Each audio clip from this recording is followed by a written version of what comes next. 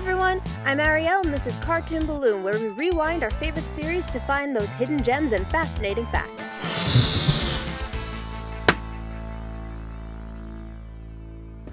This exact shot of the arcade popped up in the last episode, The Time Traveler's Pig, where Blendin Blendin's camo suit malfunctions. He's really ahead of his time. Check out the arcade machine on the right side of the screen here. There's Bill Cipher 9 episodes before his official debut. You may notice that Bill is green here. That isn't just bad arcade graphics. The character designers originally colored him that way until somebody said he looked like a leaf. The games here are spoofs of real franchises. Frog Time is a play on Frogger, and Nerd Punch 2 is like Punch-Out, but meaner. When my house was haunted, I learned how to eat ghosts. Ghost Maze is a reference to the Pac-Man series. Not sure of what Haunting Seuss is referencing though, or what category of ghost can be eaten. Consult the journal! Hoedown Hero is based on games like Dance Dance Revolution, with some Guitar Hero thrown in. Since it's out of order, it must not be popular, just like the real Guitar Hero. BG Painter Extreme is a gag from the background artists, who did an extreme job painting in all these inside jokes. Fight Fighters' main inspiration was Street Fighter II, the game that's credited with revitalizing the arcade machine industry and popularizing two-person local multiplayer. Dr. Karate may be related to Mr. Karate, the alter ego of Takuma Sakazaki from the SNK fighting games. This guy got his PhD though, so he's the family favorite. The pixel art in this episode was made by Paul Robertson, a veteran pixel artist. His portfolio includes Fez and Scott Pilgrim vs. the World the game. Storyboard artist Matt Braley knew Robertson and got him the job. It was a good match too. The crew would gather around and freak out about his artwork when it came in. The concept art of this Fight Fighter's background had a dinosaur in place of the mannequin Neko. Must have gone extinct during the production. It isn't revealed until the Love God, but the V in Robbie's name stands for Valentino. Not as macabre as we would have hoped. Weirdly, we never see the tombstones on the show, but seeing as how the Valentinos run a funeral home, it makes you wonder if Robbie plays with actual tombstones. Notice here that Robbie is holding his poster with 3 fingers and a thumb, but on the poster, he has 5. Unfortunately, despite all the tomfoolery in the last episode, The Time Traveler's Pig, Robbie and Wendy are still in a relationship in this episode. The Mystery Shack is filled with H-emblazoned decor. They're short for Hirsch, as in Alex Hirsch, the show's creator. Mabel thinks they're playing Go Fish, but this looks more like Texas Hold'em, and her 2 kings would be called Cowboys or King Kong. This is the first appearance of chip hackers, the chip-flavored crackers. In future episodes, you can read the text at the bottom of the box, not for human consumption. Chip hackers manufacturer Nyums is behind a bunch of other food items on the show, like Smile Dip, Gummy Koala, Burrito Bites, and Niamalums. Should I stick waddles on them again? Mabel's offer to stick waddles on Robbie is a nod to the last episode, The Time Traveler's Pig. This pig's already worth his weight in gold. Seuss's cousin Reggie, who got killed by a teenager or something, finally appears in the flesh in Seuss and the Real Girl. His arms and legs seem to have healed up just fine. The Laser Wizard pinball game could be a nod to the song Pinball Wizard by The Who, which appeared in the rock opera Tommy. The Whirl brand TV set is named after Ian Whirl, the show's art director. The taxidermy jackalope that Stan is gluing together actually broke back and tourist trapped. Guess he finally got the time to fix it. Mabel's 4-leaf clover sweater reappears in Sock Opera in the short Mabel's Guide to Fashion. Must be a lucky one. Stan's distrust of ladders explains the secret ladder to the roof from The Inconveniencing. It wasn't the roof that was off limits, it was that dangerous ladder. Here's another one of those H's on the stained glass fixture. Alex Hirsch actually had that exact, whatever that is, hanging in his office. Although on the real sign, the H stands for Ham's Beer. The collectible light-up sign also plays ambient forest sounds.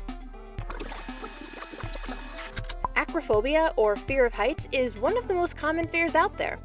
Ironic that Stan, who runs a museum of oddities, is afraid of something so basic.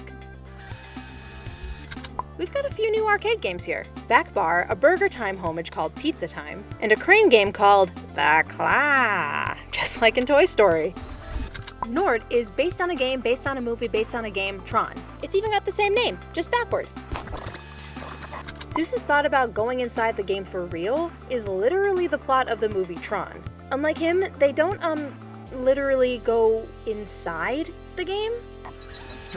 Look closely. When Dipper deselected B-Store, his icon disappears right off South America. Look at the detail on the character select screen. We've got Rumble McSkirmish, Sajessica, Zarbarian, B-Store, Joe Zambique and Buffalo, Admiral Big Calves, and Dr. Karate. Several names are punny plays on Street Fighter characters. B-Store is a twist on Blanca, and Buffalo is based on M. Bison, and Joe Zambique is from Mozambique. Sajessica looks just like Chun-Li, and her name mocks the sexualization of women in fighting games. Dr. Karate's wardrobe is based on the Street Fighter villain M. Bison. His wacky hairstyle, though, is pulled straight from Guile. This code is different from what Dipper says to himself moments later, so either the crew goofed or Dipper got it wrong, which would explain his lack of ultimate power. According to Journal number 3, Rumble's full name is Rumble Fracas Melee Fistcuff Slapfight McSkirmish, from the USA. Rumble is voiced by Brian Bloom, who has a history of video game voice acting. His most recognizable role is William B.J. Blazkowicz from the Wolfenstein series. Beach machine, change me into a powerful wolf! Rumble's Powerful Wolf line is a reference to Altered Beast. It's another side-scrolling fighting game in which the player gets changed into, well, a powerful wolf. This gamer previously appeared in The Legend of the Gobblewonker and Irrational Treasure, carrying glass panels, and both times had them destroyed. Whoops. Happy Great Uncle's Day! Huh? There's a Great Uncle's Day? There is, actually. National Aunt and Uncle Day is July 26th. We're sure you can celebrate your granties and grunkles on that day, too. That freaky concoction in the fridge is Mabel juice. Stan calls it if coffee and nightmares had a baby. And that seems about right from the look of it. Well, we don't have any traditional power-ups, turkey legs, pizza boxes, or gold rings.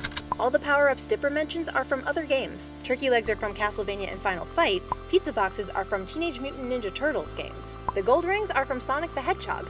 Gotta go fast! Take me to the Soviet Union! History lesson. The Soviet Union was a socialist state in present-day Russia from 1922 to 1991.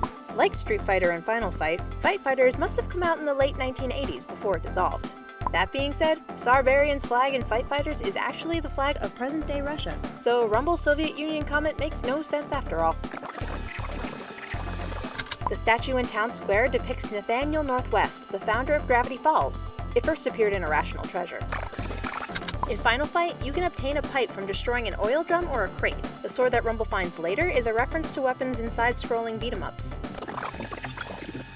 Pit Cola, a popular beverage in Gravity Falls, is a peach-flavored soda. Also, it has real peach pits inside of it. Nutritious. The drink is named after Joe Pitt, one of the artists of the show. Watch Mabel's headband and skirt when she switches sweaters here. They change colors to match the new outfit. Hey, eye patch, what did the kid promise you? More tape for your forearms?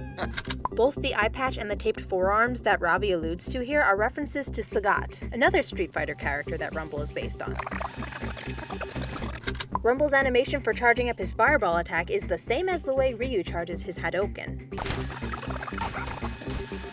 This ravaged street, Parpo Road, is named after background painter Josh Parpin.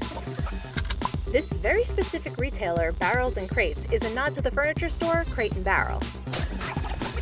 This sequence is a parody to the arcade classic Donkey Kong, right down to the layout of the awnings. Rumble is playing the role of DK, while Robbie is Mario himself. The store in the background, Eric's Fountain Drinks, is a play on the episode's storyboard artist, Eric Fountain. The Go arrow here is a staple of beat-em-up fighting games like Streets of Rage and Golden Axe. Destroy everything, then move along. The rich kid here is a cameo role by none other than Spy Kids legend Daryl Sabara. There's an identical bonus route to this in Final Fight where the player smashes up a car, right down to the owner coming out at the end and lamenting, "Oh, my car!" This rich father and son reappear in Northwest Mansion Mystery, attending Preston and Priscilla's fancy party. Lifestyles of the rich and famous.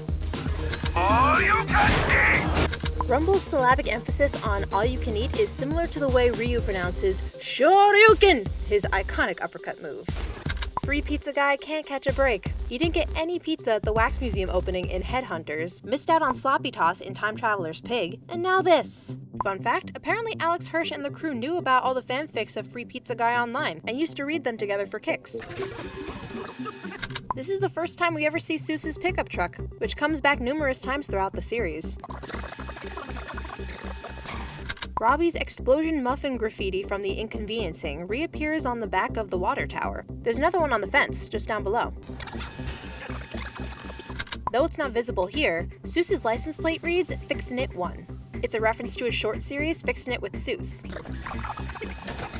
Finish him is the iconic call-out from Mortal Kombat, just before the character uses their often graphic fatality move. Rumble claims that he doesn't have a looking up animation, but we've clearly seen him look up a few times in this episode, like when he shouted Riboflavin. The Chinese character on Rumble's back translates to fart. Rumble McSkirmish returns. He cameos in the Season 2 episode Seuss and the Real Girl, as well as coming back for the 3-part series finale. These days, Rumble's doing well for himself. After Seuss and the Real Girl, Jiffany was zapped into the Fight Fighters game, and the two have been together ever since. We need to make a Cold War pact. Okay, what's that? History lesson number 2. Dipper and Robbie's Cold War Pact is an allusion to the conflict between the US and the USSR, which was fought with publicity and hockey instead of weapons. Thompson is one of Wendy's friends, seen back in The Inconveniencing. He was the one shooting jelly beans into his belly button. Good guy. Besides the Gravity Falls landmarks like the Mystery Shack, Tent of Telepathy, and the Water Tower, you can also spot a pixelated rendering of Stonehenge on this screen. Dipper's selection line is reminiscent of the I like shorts youngster from Pokemon.